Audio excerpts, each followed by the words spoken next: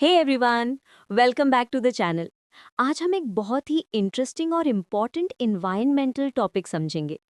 Genetically engineered organisms और cells rules 1989। ये topic science और एनवायरनमेंट दोनों को कनेक्ट करता है।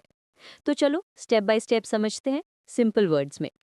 बैकग्राउंड या इंट्रोडक्शन। सबसे पहले समझते हैं बैकग्राउंड। ये रूल्स बने थे under the environment protection act 1986 के अंदर। उनका मेन पर्पस था जेनेटिक इंजीनियरिंग और जेनेटिकली मॉडिफाइड ऑर्गेनिजम्स यानी जीएमओ से रिलेटेड एक्टिविटीज को रेगुलेट करना। अब जेनेटिक इंजीनियरिंग क्या होती है? ये एक साइंटिफिक प्रोसेस है जिसमें साइंटिस्ट जीन्स को मॉडिफाई करते हैं। जैसे एक प्लांट के डीएनए में दूसरे ऑर्गेनिज्म का जीन डाल दिया जाता है ताकि उस प्लांट में कोई स्पेशल क्वालिटी आ जाए, जैसे फास्ट ग्रोथ या पेस्ट रेजिस्टेंस। लेकिन ऐसे एक्सपेरिमेंट्स अगर कंट्रोल के बाहर हो जाएं तो इन्वायरमेंट और ह्यूमन हेल्थ दोनों को रिस्क हो सकता है। इसलिए गवर्नमेंट ने 1989 में ये रूल्स बनाए जिससे बायोसेफ्टी मेंटेन रहे और मिसयूज ना हो। Objectives of the rules. इस रूल का मेन ऑब्जेक्टिव था जेनेटिक इंजीनियरिंग और जीएमओ से रिलेटेड एक्टिविटीज को रेगुलेट करना, एनवायरनमेंट और ह्यूमन हेल्थ को प्रोटेक्ट करना, लेबोरेटरीज और इंडस्ट्रीज के लिए सेफ्टी गाइडलाइंस बनाना, जीएमओज के इंपोर्ट, एक्सपोर्ट, स्टोरेज, टेस्टिंग और रिलीज को मॉनिटर करना। स्कोप या एप्लीकेबिलिटी। ये रूल्स अप्लाई होते हैं सब एक्टिविटीज पर जहां जेनेटिक मॉडिफिकेशन होता है। For example gene manipulation, manufacture और यूज ऑफ जीएमओज, इंपोर्ट और export of genetically modified organisms, field testing या large scale release of GM crops. चाहे वो रिसर्च लैब हो, फैक्ट्री या एग्रीकल्चरल फील्ड, अगर जेनेटिक मॉडिफिकेशन हो रहा है तो ये रूल्स अप्लाई होंगे। 6 main committees, authorities under the rules. अब इन रूल्स को इम्प्लीमेंट करने के लिए गवर्नमेंट ने 6 कमिटीज बनाई हैं। इंस्टीट्यूशनल बायोसेफ्टी कमिटी यानी आईबीएससी।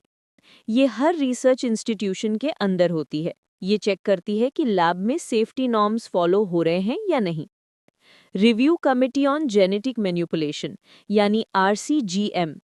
ये डिपार्टमेंट ऑफ बायोटेक्नोलॉजी के अंडर आती है। ये लैब लेवल प्रोजेक्ट्स को मॉनिटर और अप्रूव करती है। जेनेटिक इंजीनियरिंग अप्रेजल कमिटी यानी जीएएसी। ये सबसे पावरफुल कमिटी है जो मिनिस्ट्री ऑफ एनवायरनमेंट के अंडर काम करती है।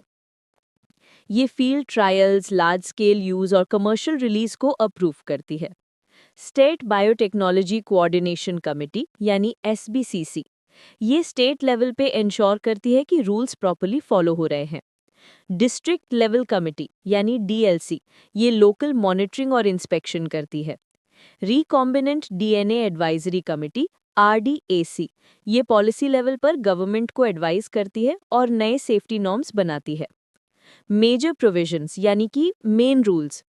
अब देखते हैं इन रूल्स के कुछ important provisions. Approval is mandatory.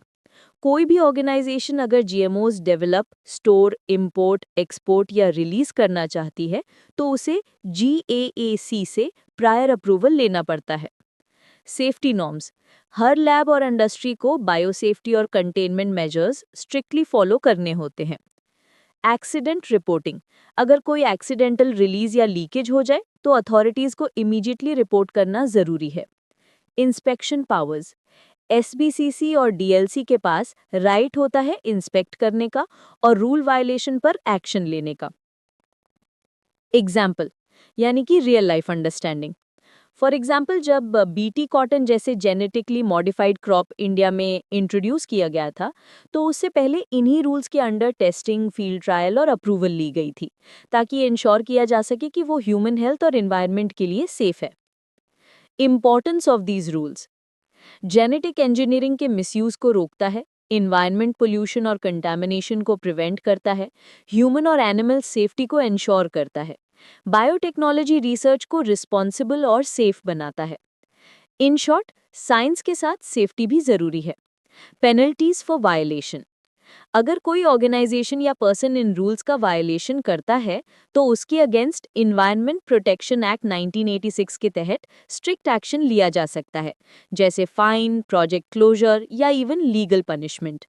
Conclusion, तो दोस्तों, जेनेटिकली इंजीनियर्ड ऑर्गेनिजम्स और सेल्स रूल्स 1989 का मेन गोल था इनोवेशन और एनवायरनमेंट के बीच बैलेंस मेंटेन करना।